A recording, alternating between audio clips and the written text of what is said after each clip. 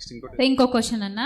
ఇప్పుడు ఇక్కడ రకరకాల వయసుల వాళ్ళు ఉన్నారు, వాళ్ళకి రకరకాల వయసులోని పిల్లలు ఉన్నారు. వాళ్ళ పిల్లలు స్కూల్కి వెళ్ళినప్పుడు కల్చరల్ ప్రోగ్రామ్స్లో పిల్లలు పార్టిసిపేట్ చేయాల్సిన ఆవశ్యకత ఉంటుంది.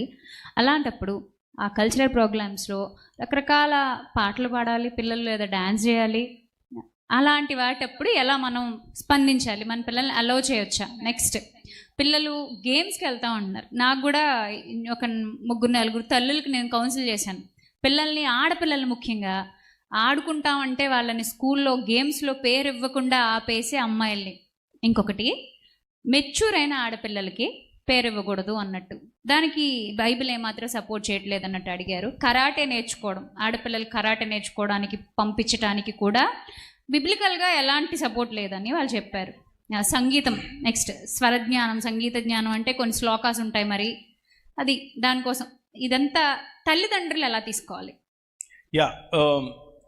సో ఆఖరి దాంతో మొదలు పెడతాను.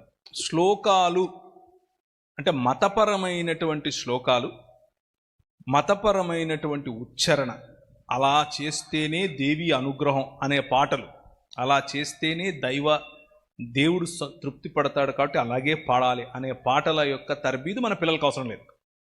చాలా క్లియర్ కట్గా చెప్పేయచ్చు మీరు ఆ విషయంలో. అలాగే నాట్యం నేర్చుకునే క్రమంలో ఏ విగ్రహానికో, ఏ దీపస్తంభానికో, ఏ గురువుకో, ఏ ఇంకెవరికో ఆరాధన భావంతో, భక్తి భావంతో నమస్కరించి చేసి నేర్చుకునేటటువంటి నాట్యం మనకు అక్కర్లేదు. అది చాలా క్లియర్ కట్. కానీ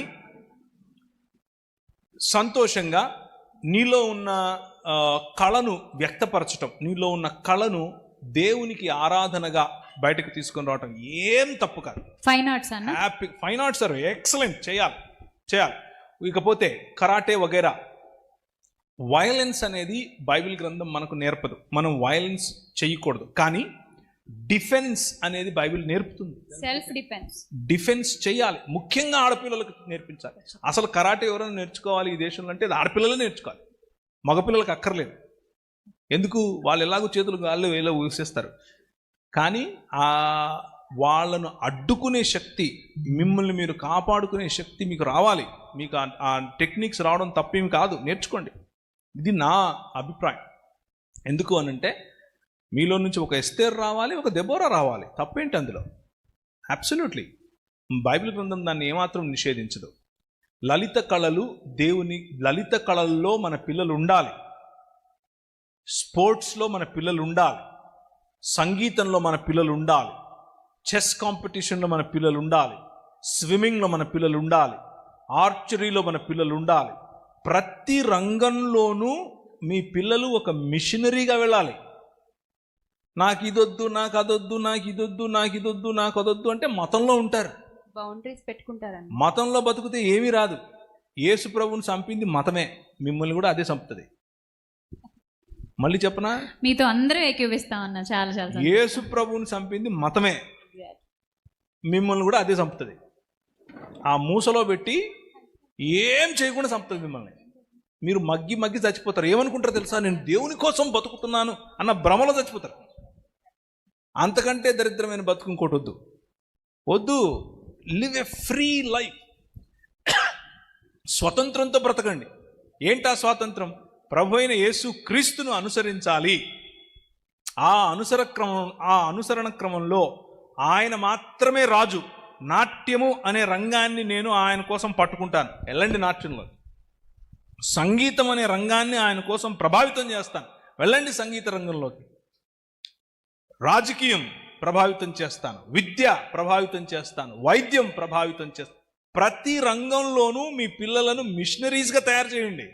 అంతేగాని అదొద్దు, ఇదొద్దు, వాణి ముట్టుకోద్దు, ఇది చేయొద్దు, అది చేయొద్దు అని ఇంట్లో కూర్చోపెడితే లాస్ట్కు మీకు మిగిలేది మతం ఒక్కటే. ఇంకో చిన్న, ఇది చాలాసార్లు చెప్తూ ఉంటాను, ఒక ఉల్లిపాయ చేతిలోకి తీసుకోండి, ఇది పొర, ఇది బాగలేదు, ఇది పొర, ఇది బాగలేదు, ఇది పొర అంటే లాస్ట్కి ఏమి ఉండదు, అరిచి ఉంటుంది ఇలా చూసుకోవటానికి. మన పిల్లలు అలా ఉండకూడదు, అన్ని రంగాల్లో ఉండాలి, తలలుగా ఉండాలి. ప్రభు అన్నాడు, నేను నిన్ను తలగా చేస్తాను, తోకగా చేయను. నువ్వు ఇచ్చువాడుగా ఉంటావు, అడుక్కు తినేవాడుగా ఉండవు. మతంలో ఉంటే అడుక్కు తింటావు. రాజ్యం, దేవుని రాజ్యం ఆలోచించండి. దేవుని రాజ్యం ఆలోచిస్తే అన్ని రంగాల్లో చేయబెడతారు. మా ఊర్లో అంటే హైదరాబాద్లోనే కాదులే, మొత్తం ఆంధ్రప్రదేశ్లో అంతే. ఏం చదువుతున్నావురా? ఇంజనీరింగ్. ఏం ఇంజనీరింగ్? Computer engineering. నువ్వేం చదువుతున్నావమ్మా? Computer engineering. నువ్వేం చదువుతున్నావు? Computer engineering. అందరూ కంప్యూటర్ ఇంజనీరింగే. అయిపోగానే వస్తారు ఇంటర్వ్యూకి. అన్న నేను కూడా వస్తానన్నా. దానా ఇంటర్వ్యూ కూర్చోబెట్టి 2 ముక్కలు ఇంగ్లీష్లో మాట్లాడతానికి చెమట వచ్చేస్తుంది. పొట్ట పొడిస్తే ఇంగ్లీష్ అక్షరం రాదని కూర్చోబెట్టి పోనీ కోడింగ్ చేస్తారంటే చేయడు. ఎందుకు నువ్వు మళ్ళీ వచ్చావు దీంట్లోకి అని అంటే, మా అమ్మ చెప్పింది, మా నాయన చెప్పినాడు. మనం చెప్పేది ఏంటంటే సాఫ్ట్వేర్ వేస్ట్. అలా కాదు, అన్ని రంగాల్లో ఉండాలి మన పిల్లలు.